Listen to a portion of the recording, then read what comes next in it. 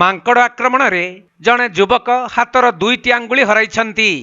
ତେବେ ଢେଙ୍କାନାଳ ଜିଲ୍ଲା ପର୍ଜଙ୍ଗ ଅଞ୍ଚଳରେ ମାଙ୍କଡ଼ ଆତଙ୍କ ଉଗ୍ର ରୂପ ଧାରଣ କରିଥିବା ବେଳେ କନ୍ତର ପଞ୍ଚାୟତ ଚାନ୍ଦପୁର ଗାଁର ଜିତେନ୍ଦ୍ର କୁମାର ନାୟକ ନାମକ ଜଣେ ଯୁବକ ମାଙ୍କଡ଼ ଆକ୍ରମଣରେ ନିଜ ହାତର 2ଟି ଆଙ୍ଗୁଳି ହରାଇଛନ୍ତି। ଯାହାକି ଯୁବକ ଜଣକ ନିଜ ଘର ଛାତ ଉପରକୁ ଯାଇଥିବା ବେଳେ ହଠାତ୍ ଗୋଟିଏ ମାଙ୍କଡ଼ ଆସି ତାଙ୍କ ଛାତି ଉପରେ ଗୋଇଠା ମାରିବା ପରେ ଯୁବକଙ୍କୁ ଆକ୍ରମଣ କରିଥିଲା। ଏହି ସମୟରେ ଛାତର କବାଟ ଚାପି ହୋଇଯିବାରୁ ଘଟଣାସ୍ଥଳରେ ତାଙ୍କର 2ଟି ଆଙ୍ଗୁଳି ଛିଣ୍ଡି ପଡ଼ିଥିଲା। ତେଣୁ ସେ 2ଟି ଆଙ୍ଗୁଳିକୁ ନେଇ ଡାକ୍ତରଖାନାକୁ ଯାଇଥିଲେ ବି ସେଠାରେ ହାତରେ ଆଙ୍ଗୁଳି ସଂଯୋଗ ହୋଇ ନ ପାରିବାରୁ ସେ 2ଟି ଆଙ୍ଗୁଳି ହରାଇଛନ୍ତି।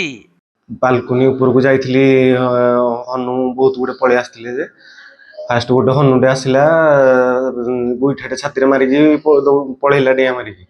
ତାପରେ ଆଉ ଥରେ ଆସିଲା, ମୁଁ କବାଟ ସାଇଡରେ ହାତ ଦେଇକି ଠିଆ ହେଇଥିଲି, ଆସିଲା ଆଉ ଗୋଟେ ଗୋଇଠାଟେ ଜମ୍ପଟେ ମାରିକି କବାଟରେ ବାଜିଲା। ହେଇ ଜମ୍ପଟା କବାଟ ସାଇଡରେ ହାତ ଦେଇଥିଲି, କବାଟରୁ ବହୁତ ଜୋରରେ ଆସିକି ବାଡେଇ ହେଲା ଯେମିତି ଆଙ୍ଗୁଠି ଦିଟା ସ୍ପଟ ପୁରା ଛିଡି ପଡିଲା।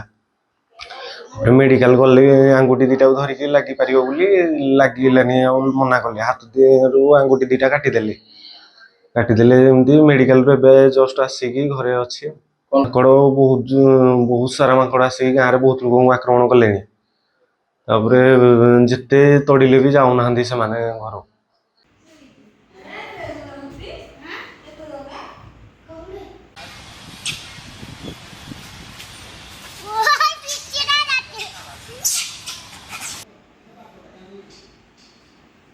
ଢେଙ୍କାନାଳ ଜିଲ୍ଲାରୁ ଅସୀମ ମିତାପ ଶତପଥୀଙ୍କ ରିପୋର୍ଟ, କୋଣାର୍କ ଲାଇଭ୍।